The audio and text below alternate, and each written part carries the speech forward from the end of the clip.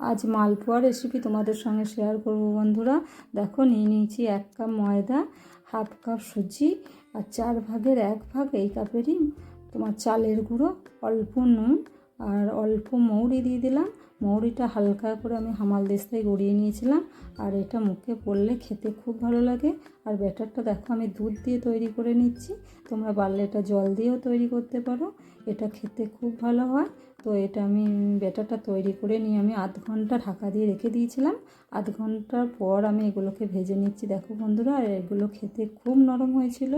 তো প্রথমে দুটো একটা হয়তো ফুলবে না, তারপরে আস্তে আস্তে সব ফুলবে, এটা প্রথমেই করছি। তো দেখো এরপরে আস্তে আস্তে সবগুলোই ফুলবে। তো আমার ভিডিও তোমাদের কেমন লাগলো অবশ্যই কমেন্টে জানাবে। ভালো লাগলে লাইক শেয়ার করবে আর চ্যানেলটিকে সাবস্ক্রাইব করে দিয়ে পাশে থাকবে।